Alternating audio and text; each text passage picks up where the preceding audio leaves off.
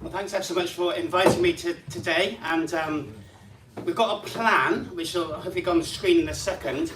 But the whole idea of blessing, the nations of the earth being blessed, that was a promise given to Abraham in Genesis 12. So when God concentrated on one individual, Abraham, he did say, but actually all nations shall be blessed through you, speaking of Jesus Christ in Galatians 3. But as you read the whole of the Bible, you have that whole theme. So there's a little verse tucked in the book of Jeremiah, chapter 4, verse 2, which says, all the nations shall find their blessing in him. So it's just tucked away in the Old Testament, but that's actually the whole of the Old Testament. So our plan this evening is, that's a bit frightening, isn't it? I think that's where I am. I think that's the date. I think that's me. So that's enough of that slide, okay? If we can have the next slide. So the plan is that this. Actually, can you hear me if I stand away from the mic? Move the mic if you want to. We can pull it out of the stand. Yeah. This is why I break it. I won't touch it. Okay, the plan is a little bit about UFM. Thank you very much. I am incompetent.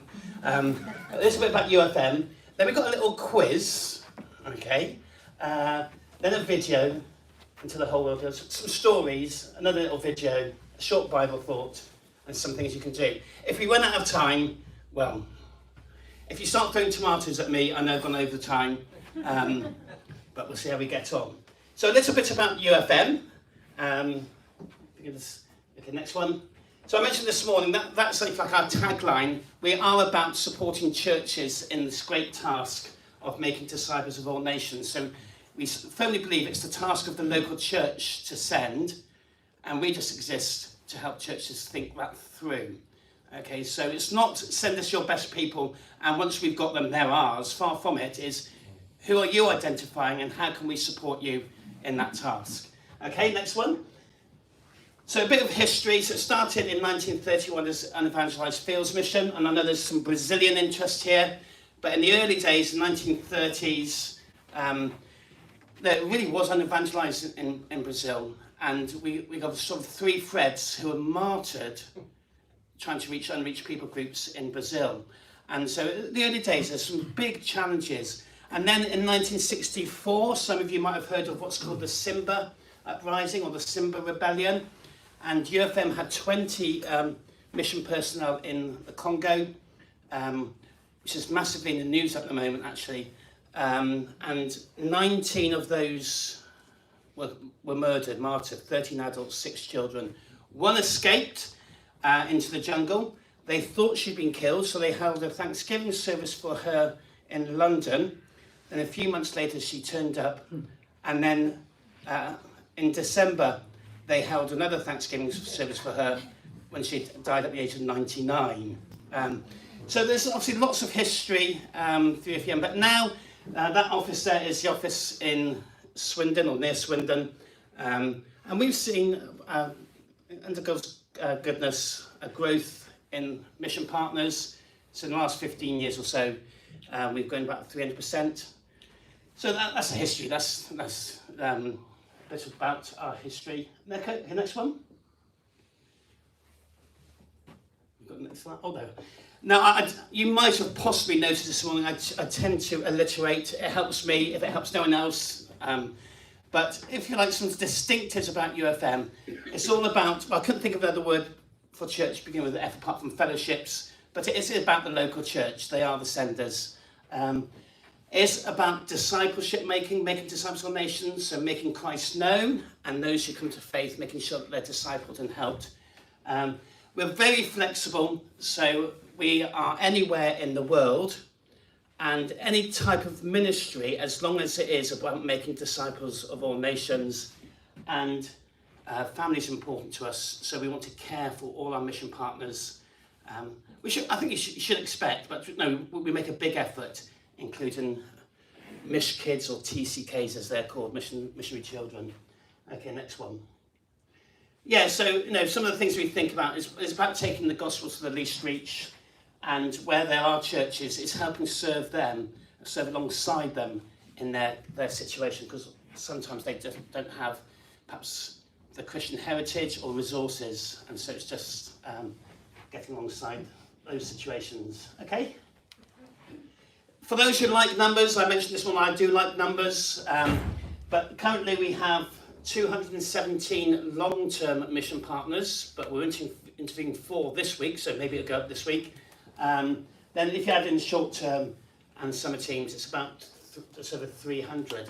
And although we're a UK-based organisation, our mission partners are from 36 different nationalities, which is just the changing scene of mission in the world. So about 150 sending churches, and currently in 57 different countries. So that's numbers, okay? That's the end of numbers. Well, possibly, I don't know. Can't make any promises. Next one. And this gives an idea of the scope of ministry. So these are some of the recent appointees to the UFM family. So I've put the countries on there, so if you don't know the flags. But it's a whole, if you look at that, it's a whole range of ministries and venues, if you like, countries.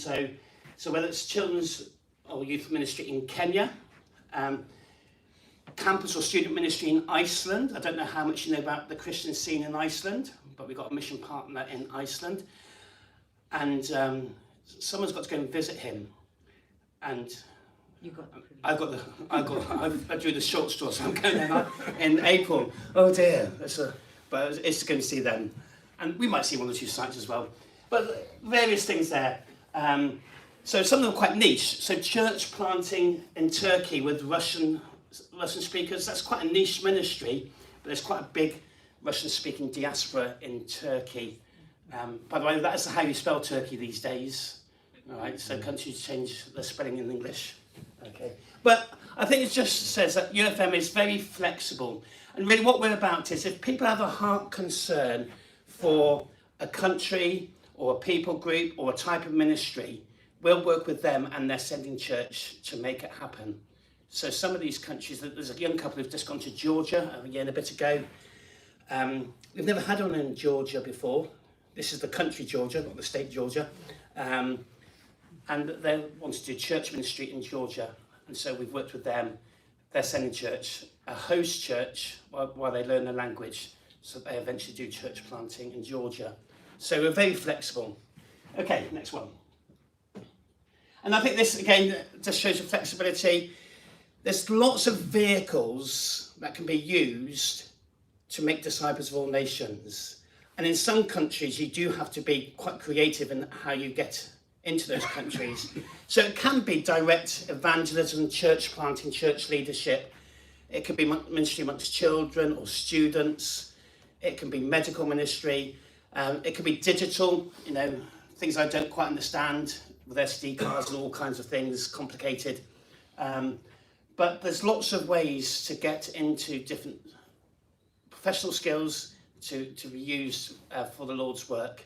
And so again, the focus is all about making disciples. But for some countries, you can't put on your visa, I'm going to be a missionary. It doesn't work that way in a lot of countries. Okay, next one. Oh, quiz time. You can do it amongst your table, okay? So I'll ask a question, and as a table, you've got to come up with an answer. And if you are the closest, I'll get a point. This could be chaos, actually. But here's your first question. All right, here's your first question. How many unique people groups remain unreached to the nearest 500? So people group is generally defined by culture and language and geography, so that they communicate each other. And the next people group, there's usually some barrier or obstacle so that they don't. You get the idea what people group is. Okay, so how many remain unreached? And that means there aren't enough Christians in that people group to reach the rest of their people group. That's generally what we mean by unreached. Okay? Does that make sense? You've probably got to think, well, how many people groups are there in the world anyway? But how many are unreached? Have you got an answer for your table? Yeah. Do you remember how many it was? How many was it? You reckon it's that much? It's that much.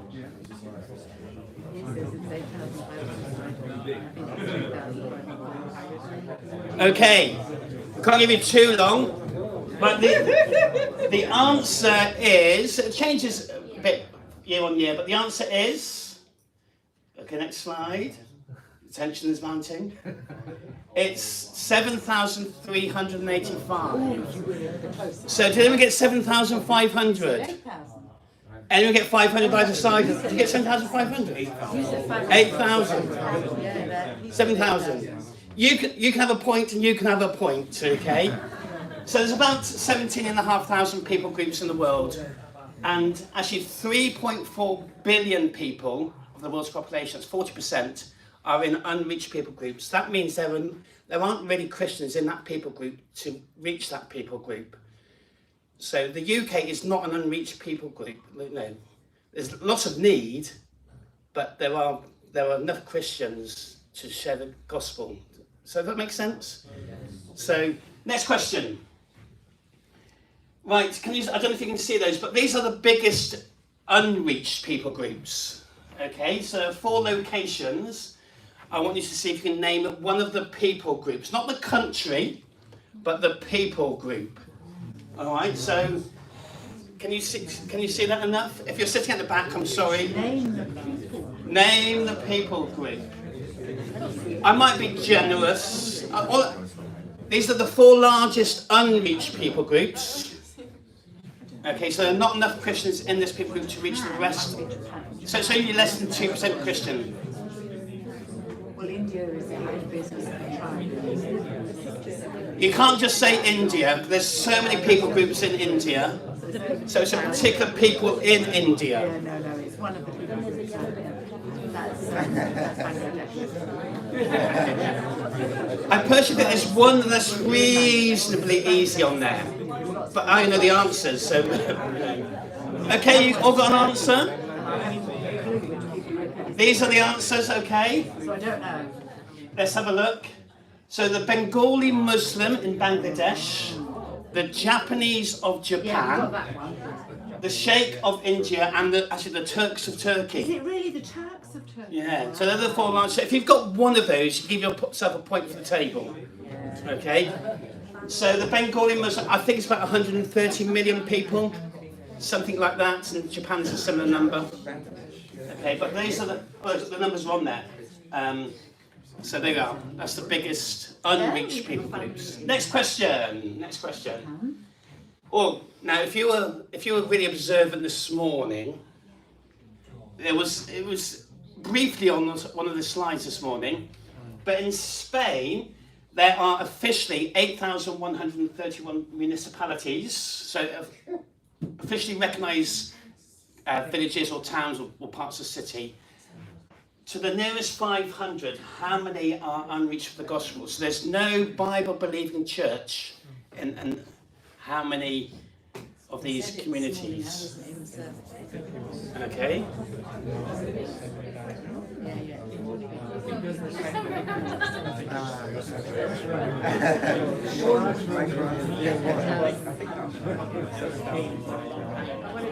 Okay, you've had far too long to think. So your answer is 7,124. So if you said 7,000, you get yourself a point. So 7/8, so 87.5% roughly. That's a big percentage of Spain that's unreached for the gospel. It's a similar kind of number for Italy. What's your nearest airport? Is there a Bradford Airport? Much. Well, yes, there's Leeds Bradford. Leeds Bradford. So I don't know how long it takes to get to Spain, an hour or 2. I know. Okay, so it's on our doorstep really, but it's a massive need. Okay, next one. Next question. Okay, this is a bit of a niche question, but how many people live in the slum areas of Nairobi? Now, Nairobi population is about 5 million. Okay, so how many people in Nairobi live in the slums? He likes numbers, I don't know. I had the privilege, if that's the right word, to visit one of the slum areas in October. So population is about 5 million, just under 5 million probably. It's probably about 4.7 million or something like that. So how much is 6%? Okay.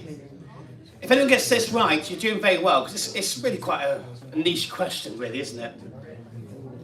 Okay, there's 2.5 million, okay? it's 2.5 million. I said 60%. So in Nairobi, about 60% of the population live in slum areas. I said 60%. Oh, give yourself a...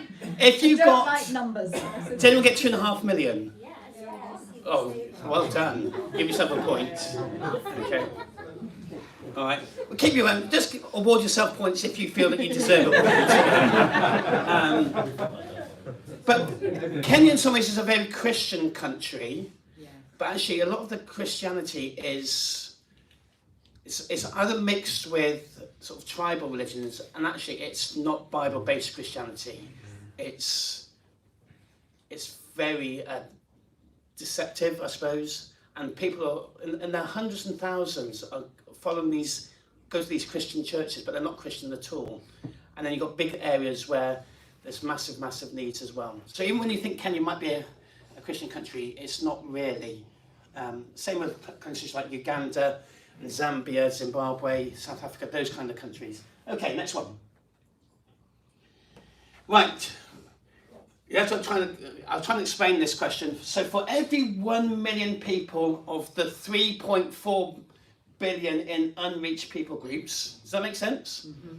So we're talking about the 40% of the world's population which are an unreached people groups. There's no gospel witness really. If you take 1 million of those population, how many missionaries are trying to reach every 1 million people? Does that make sense? You have to get your head around this question a little bit. Okay. So in the unreached parts of the world, for every 1 million, there are how many Christian workers?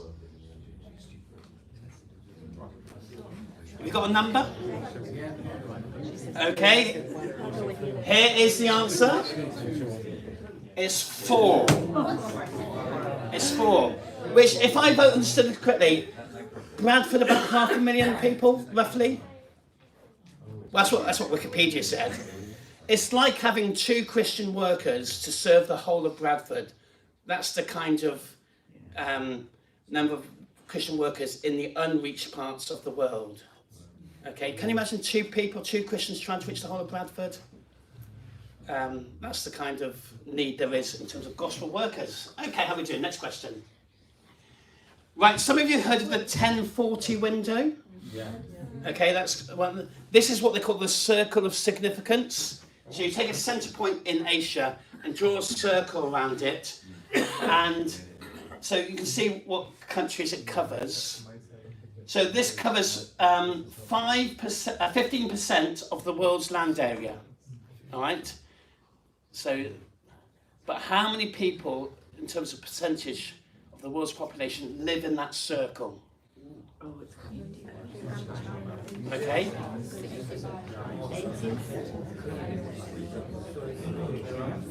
80%.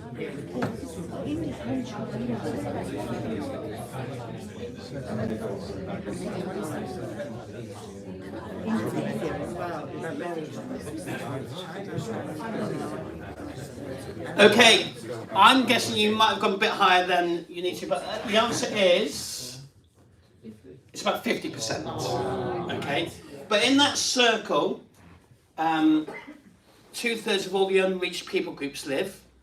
In that circle, the 29 biggest cities of the top 46 are in that circle. In that, 99% of all Hindus live, 98% of all Buddhists live, and half the Muslims live in that circle. So the 1040 window, I think, is reasonably well known, sort of that strip across, but this is just another way of just saying, here's a bit of the world which is needy for the gospel. Okay, next question. Okay, perhaps I do like numbers. Right? What percentage to the nearest 5% of people in the world, so taking the whole world population, what percentage do not know a Christian?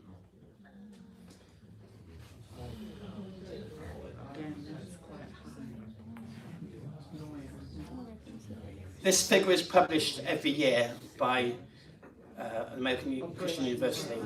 Oh, Gordon Cornwell University.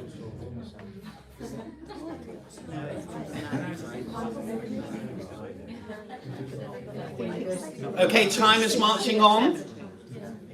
The answer is 81.4, so 80% is the nearest.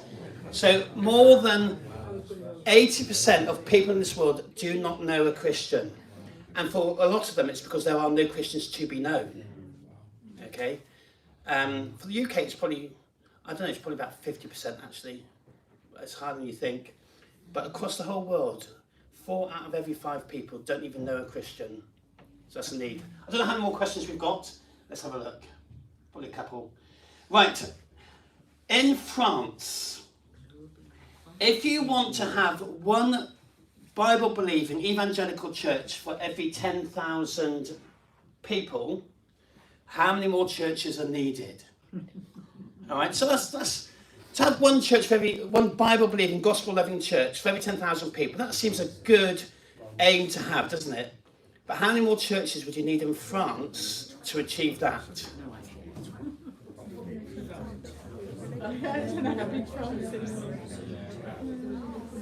Some of you might have been on a holiday to France and tried to find a church, and it's probably more difficult. Depends where you've been in France. It's more difficult than you realise. Okay. The answer is, ready? Here we go. 4,000. You need another 4,000 churches in France to make one church for every 10,000 people. Now, France is actually the fastest growing church in Europe at the moment. It's starting from a very low base, and one church is planted in France every 10 days. So it's really encouraging, but you're starting from a very low base, so there's still massive need. Okay, so France is a strange mix of Catholic, secular, Muslim influence coming in. So it's a real hodgepodge of stuff, but it's a very needy country. Okay. Next question, if there is another one.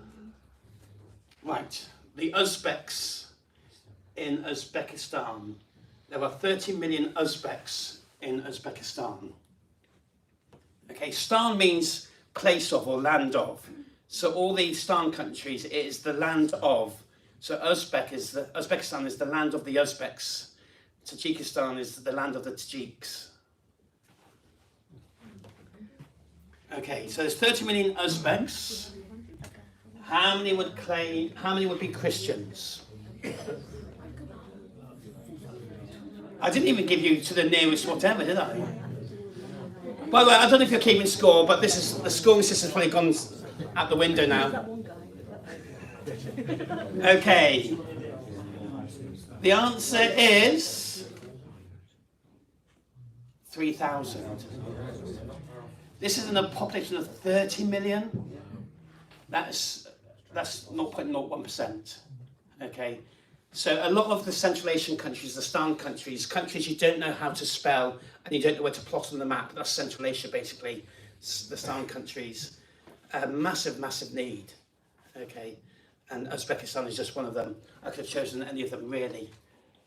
Okay, so Central Asia usually goes from sort of southern Russia down to say Pakistan, and sort of Turkey across to Western China. Okay, next one. Oh, right. Did you keep on scoring? no. Did your table win? I think it probably did, didn't it? The table with the youngest team member was always the winning team in my opinion. Is that right? But the idea is this. I mentioned this morning briefly that actually we need to see the need, okay?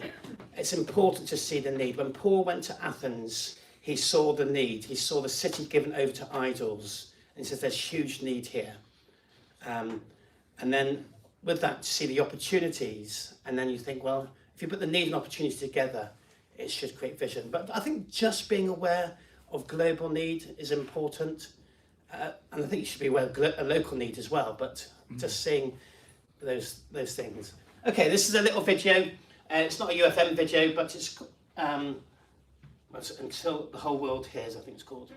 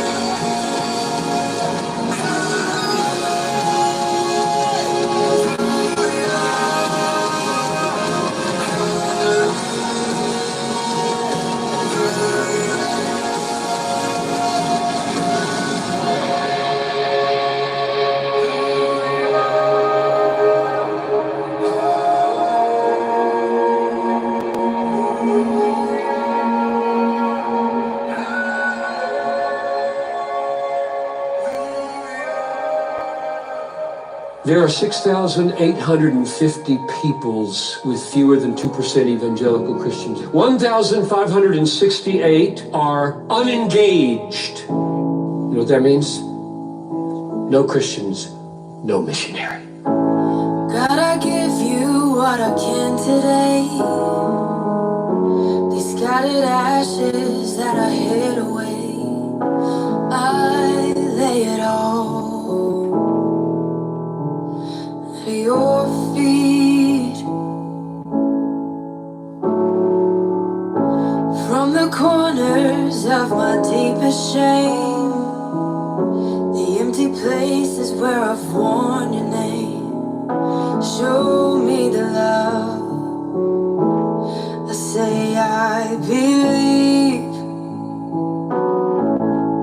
Oh, help me to lay it down.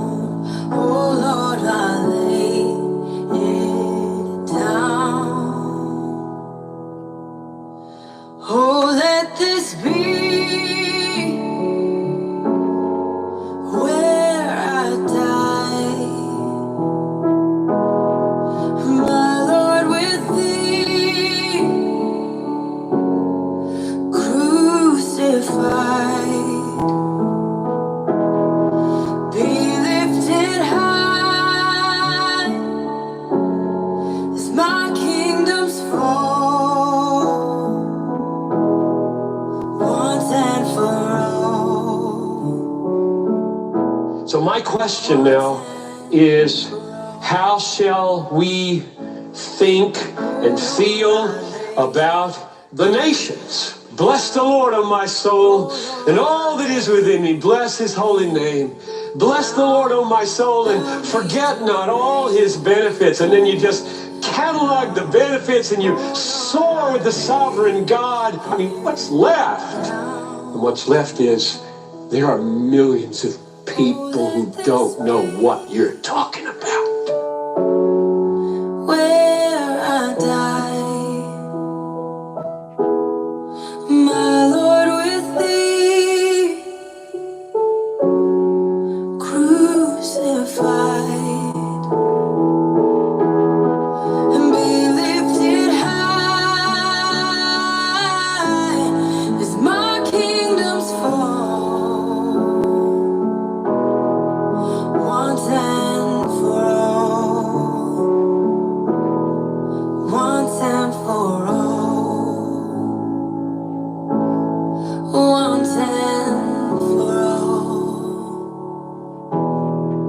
once and for all.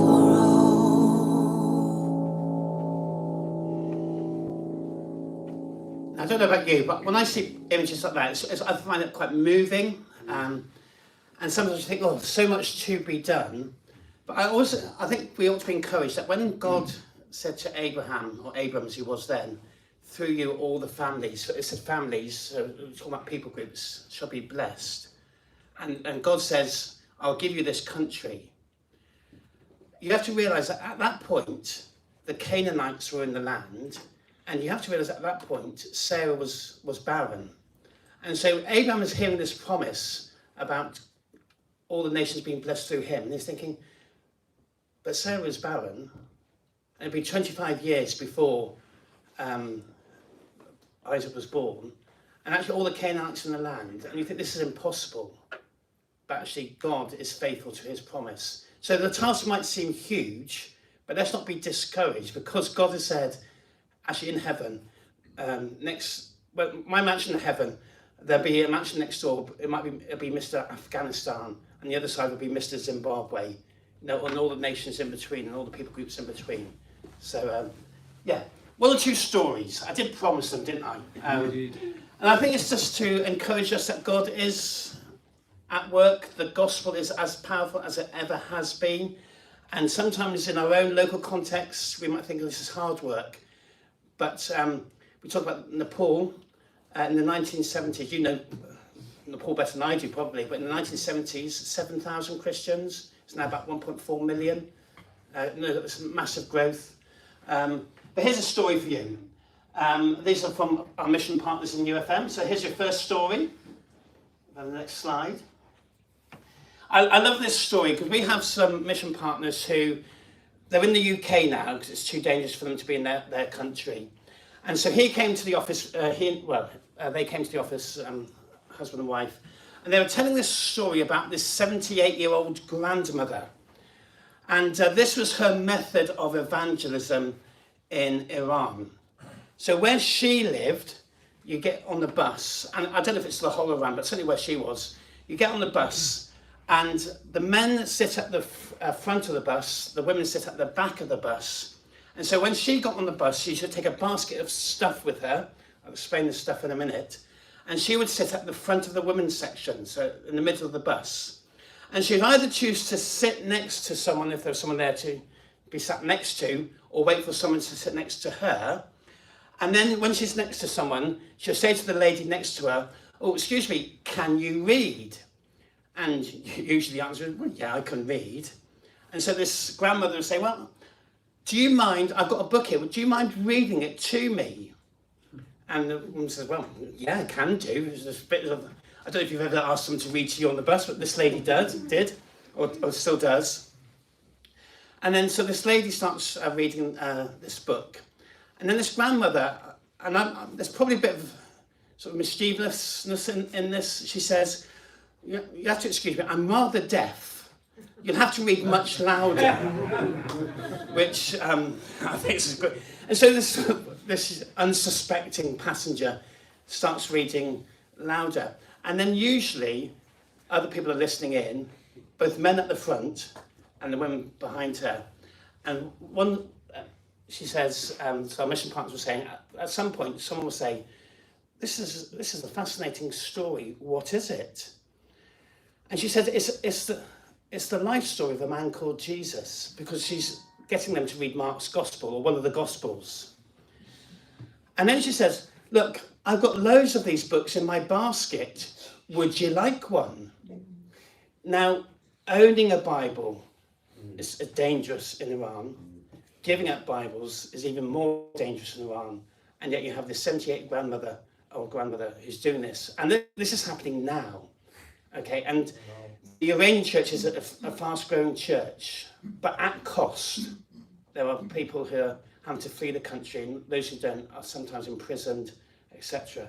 But the Lord is doing the work through people like her. So this is our mission partners telling us that story and telling us how they are smuggling Bibles into Iran over the mountains, and people are smuggling them, just leaving them on taxi seats. Or I could tell you loads more, but anyway, that's one story. Here's another story. Excuse me. Yes. Could I ask you what nationality the woman is? Iranian. Yes. Thank you. Yeah. Sorry, I missed that. Yeah. Okay, next slide. Okay, now this is in a place called, I'm pronouncing this Character Hill. It's in County Cork in Southern Ireland. In terms of English-speaking countries, Southern Ireland is the least reached English-speaking country in the world. So it's Christian by name, obviously very Catholic historically, but very, very few churches. And Character Hill is a quite reasonable sized community. It has no gospel church. Well, not quite true, I'll explain in a second. So we've got our mission partner there, so Seth and Jessica, and they're in this place in County Cork. And so Easter 2023, they thought, what can we do to start reaching this community? We'll do an Easter egg hunt on Easter Saturday. They thought, all these goodie bags, how many do we prepare? Let's assume about 50 children might turn up, plus mums and dads. The thing is, more than 50 turned up. So Jessica, the wife, says, okay, I'll pop to the shops and get some more goodie bags so that we can cover the numbers that have turned up. The problem is, when she's gone to the shops and come back, in the time that she's gone to the shops and come back, even more have arrived. So she goes back to the shops a second time, a third time, because 300 children turn up, plus mums and dads, and they were able to give out 100 Bibles. That was Easter 2023. Next slide. This is 2024, a wetter day. They thought, okay, we're a bit more prepared. 300 came last year. Okay, the weather's not so good. So 2024, 500 children turned up, and mums and dads, and again able to share the gospel and give out leaflets and Bibles. So what they did in the end of 2024, in September, October possibly, they had, let's try a service in a local community hall, church service. So they did that in October. And then at Christmas, I thought, let's try a carol service. So that's what we did in December. But the 2nd of Feb, 3 weeks ago, they've started having a weekly service in Caricature Hill. There's never been a gospel-believing, Bible-believing church in that town ever. And that's 3 weeks old, that church has been going now. And so that's in Ireland. And I better be careful what I say, just in case there's some Southern Irish people there. I think they speak English there, you know, so it's quite accessible for those of us who only know English, you know.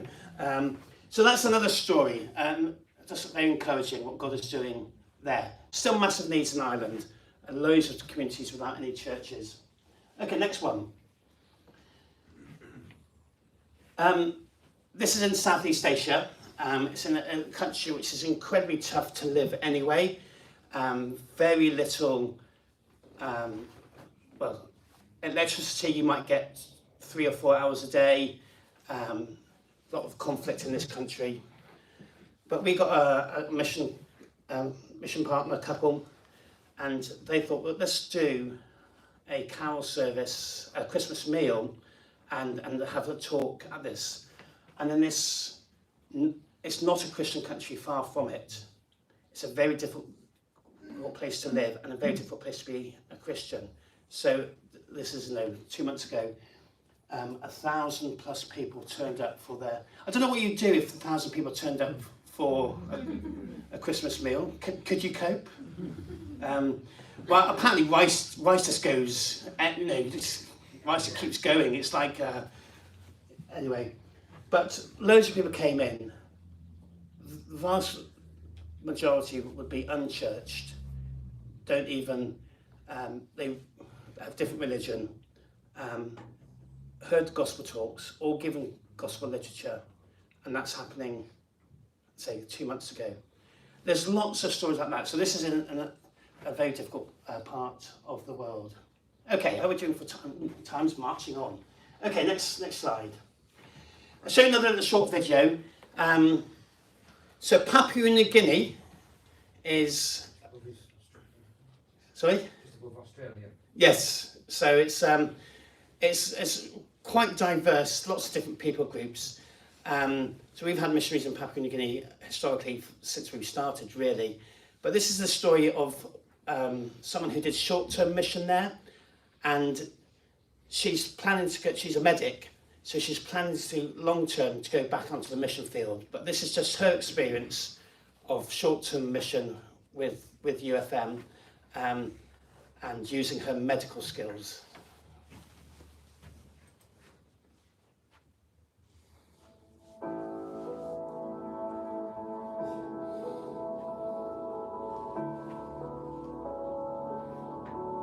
My name is Rachel, and I've been in Papua New Guinea for the last 9 months doing a medical elective. I'm originally from Sheffield, and my sending church is Christchurch Forward. Global mission, medical mission, is something that I've always had a heart for. I grew up reading stories of missionaries working in places all over the world. That instilled in me a real desire to be part of that work. I knew that God's heart was for all nations and that he was working in so many different ways, in so many different places. When I first arrived, I was really shocked at just, the terrain. Even in the capital city, it was so mountainous. And when we got in the car, I remember the doctor saying, "Oh, you see that mountain range in the far distance? Yeah, Compium is beyond that mountain range." I was like, oh my goodness, where on earth am I going? This is so far away. There is still great gospel need in Papua New Guinea. It's still quite a young church. There's a lot of discipleship need, and there's still a real tension of the Christian culture and how that fits in with their culture.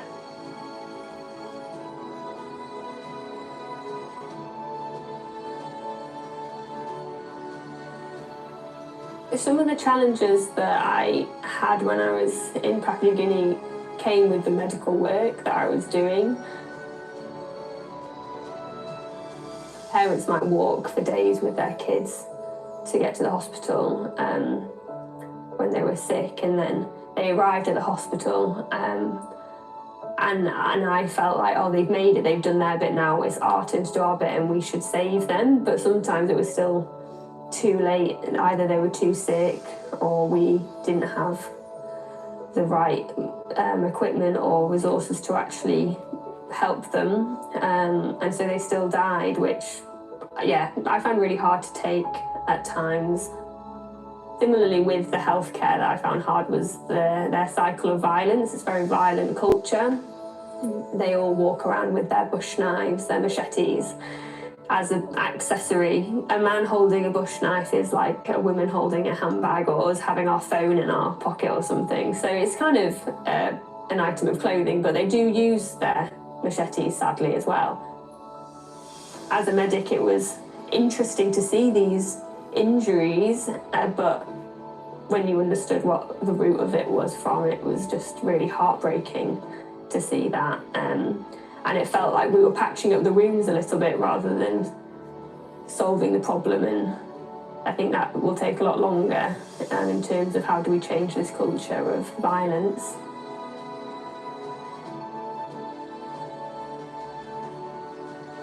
Through the hard things and through seeing awful things like that, it really just pushed me to know that actually God's ways are the only way that true hope and healing can come. Like his forgiveness, his redemption is the only thing that can change cultures.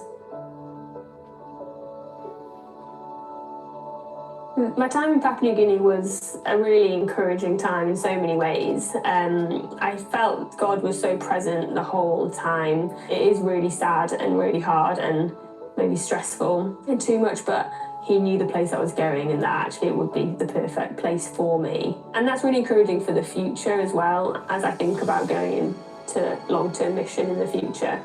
As I settle back into life at home, again, it might feel like a big sacrifice to give some of the home comforts up. But I can remember that God is enough and God will provide.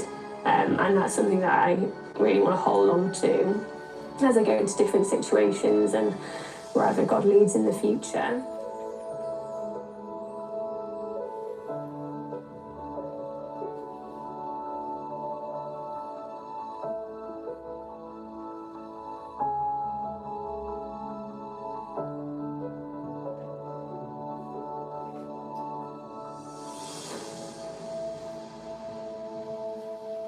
Okay, that's just an example of short-term mission. I'm a great believer in short-term missions. They have to be done well, but for her, it just tested her call. Obviously, she's using a vehicle of sort of a medical expertise, but she went and saw the need, and it confirmed that actually this is what she wants to do long-term. So she'll come back to a bit more training, but her heart is for the nations, and I hopefully you got that from her. That yes, she can use her skills, but the root cause of what the problems that she is seeing is it can only be met by the Lord Jesus Christ. So that's Rachel. A short Bible thought. Don't panic, it is going to be short. If I was to say to you, where would you find the Great Commission in the Bible? What would you say? Matthew 28, verses 18 to 20. And you are right, and you are wrong. Okay, that's generally what we accept as the Great Commission.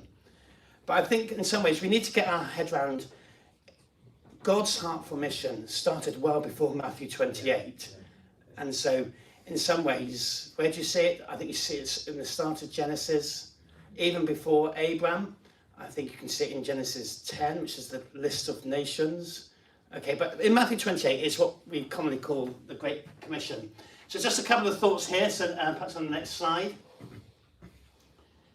I don't even know these stats, but Coca-Cola, they reckon that 97% of the world have heard of Coca-Cola, and 72% have seen the logo, and 51% have tasted Coca-Cola. I have. I'm not a great fan of Coca-Cola, but it's okay. And I think carefully, I mean, it's not like for like in some ways. But someone has said, if you've given the task of the Great Commission to Coca-Cola, they've got it done by now. I think it's not quite like that. But it's interesting that even in the remotest tribes, you see Coca-Cola bottles, all right? So there's just a sort of a fun, but hopefully a little challenge about us as we seek to do the Great Commission. So here's a few little thoughts about the Great Commission. 5 reasons for caring about the Great Commission. 1, it is the heart of God. So when it says, making disciples of all nations, if you just read your whole Bible and look for all nations or God's heart for the nations, you'll see it time and time and time again. So when Jesus says, go and make disciples of all nations, he's saying, I want you to reflect the heart of God. And even when you read, say, Psalm 22, for example, Psalm 22 is all about the crucifixion of Jesus Christ. And it starts off, my God, why have you forsaken me? You get to verses 27 and 28, it talks about all nations fearing the Lord. Okay, so the whole Bible is about God's heart for all nations. And so when we read it in the Great Commission, I think it reminds us we should care about the Great Commission because it is God's heart. Okay, and if we want to be godly, then it is being concerned for all nations. Okay, next one. I think it's also it's the hope for the world. Jesus says, all authority under heaven and earth has been given to me. And I think if you read the whole thing, it's basically Jesus saying, I've died and I've risen again, so I have authority to give life and to deal with sin. That belongs to me. And so as we look at the Great Commission, I think that phrase helps us to understand, actually, there is no hope for the world apart from the good news of the Lord Jesus Christ. And so we do need to tell people. Now, this is not meant to make us feel guilty, but I think we have a responsibility to tell people about the gospel. Next one. It is actually a hallmark of obedience. I don't think you get away from the command, go. It's quite direct, go and make disciples. I personally think, and I can give you my reasons for this, but Jesus appeared after he rose again to 500 Christians all at one time. I think it's when Jesus was with those 500 that he gives this command. So I don't think it's just given to the disciples, the immediate disciples. I think it was given to the 500. If you want me to explain why I think that, you can. If you're interested, you might not be interested in that, but I think it's given to the whole known Christian world at the time, go and make disciples. And so there is an element of being obedient. Now, not all of us will actually leave and serve cross-culturally, but all of us need to be involved in some way, shape or form. So the heart might be that we're certainly praying and being informed. Okay, next one. Actually, we have the help of the Holy Spirit. It says, hold on with you always. And in Acts 1, waiting for the Holy Spirit. So we're not doing it on our own. We're not thinking, okay, how am I going to make this work? We go in obedience and God can do amazing things. So I mentioned very briefly this one about the Edomites, who were the enemies of Jesus. They came to faith in Jesus Christ. You can read it in the New Testament in Acts 15. Actually, it talks about in Mark 3 verse 8, people from Idumea, as Edom, coming to follow the Lord Jesus. So even in the nations where it seems they'll never respond to the gospel, they will. I grew up I was born in 1967, so in the 1970s, 80s, as a teenager, I was growing up praying that, that God would bring down the Iron Curtain, basically. That was impossible. That was never going to happen, was it? But it did. And so God can do amazing things. Okay, last one. I think it's a heaven and hell issue. Jesus talks about the end of the age. And what happens there is obviously people are separated, aren't they, into either heaven or hell. again, I don't want us to feel guilty about it, but it's just the seriousness and the somberness of the task. It's a matter of life and death. 3 people every second. So we've been going an hour, I'm just about finished. We've been going an hour, so that's 60 minutes, that's 3,600 seconds, that's 10,800. So the time I've been up here, 10,800 people have been ushered into eternity. That's a lot of people, isn't it? So why should we care about the Great Commission? There are some reasons. Sometimes we read about it, but let's be serious about it. Okay, perhaps one last slide. Not this one, no. Here's one. This is the last slide, hopefully. Some things you can do. There's lots of things I could share here, but I think one thing is be informed. And there are so many ways to be informed. Reading magazines, having Mission Sundays. There are lots of websites, things like the Joshua Project. Some of you might have heard of that. That has loads of information about loads of all the people groups. Just be informed about what's happening in the world, what God is doing in the world. Be interested in what's happening in the world in terms of international news, and then be interested in what God is doing in those countries. So just listen to podcasts, read books, receive prayer letters, receive missionary magazines, talk to people who've served in different contexts. Just be informed. And I put on the bottom there, church leaders, once you've been informed, inform others, inspire. I think church leaders should be inspiring people for world mission. And I get the sense that this church does that really well. But that is a responsibility. Then I think be involved. So that could be short-term missions, maybe to test a call. It could be cross-cultural opportunities locally. And there's massive, I think probably Bradford is the place to do it, isn't it? But even in Clevedon, which is where I live, Clevedon is white middle class, always has been. Okay, when I went to Clevedon, there were no traffic lights and no non-British people. That's just how it was. But even in Clevedon, there's a whole range of people from different cultures now. So if that's in Clevedon, then it's the same in any part of it. So just get involved locally. So act globally in a local situation. And then finally, be intentional. So I think if you are thinking through what this might look to you individually, our strong advice is always talk to your church leaders first. Okay? If people come to UFM and say, I'm thinking about global mission, our first question to them is, have you spoken to your church leaders?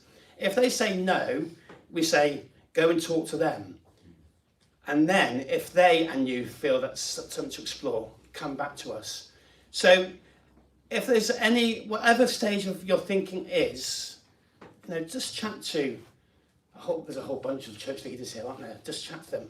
And then church leaders, okay, there's a challenge for them. I think it is a question of identifying and training and equipping and sending. And I'll finish with this. I say this carefully, but hopefully you understand what's. If there is a need for people to serve, say in, you don't call it Sunday school here, children's church, or I don't know what you call it here. But if there's a ministry locally here in this church and there's a need for leaders, generally church leaders think, well, who is there in the congregation who we can help fill those gaps? I think that's how churches work. Okay? And that's right. I think that's. But if global mission is the responsibility of the local church, why don't we have that same kind of thinking? I'm talking about nationally. The church leaders don't think, who have we got in our church who we could send on cross-cultural mission? So we try and fill the gaps for children's ministry in our church, or youth ministry, or luncheon clubs, or whatever it happens to be. But I think church leaders, and I think about my church, we're praying for people to be raised up in our church who we can send. Okay, I'll leave it there. I've gone over my time, and you need to get back home at some stage. Okay, so I'm going to hand back to Phil.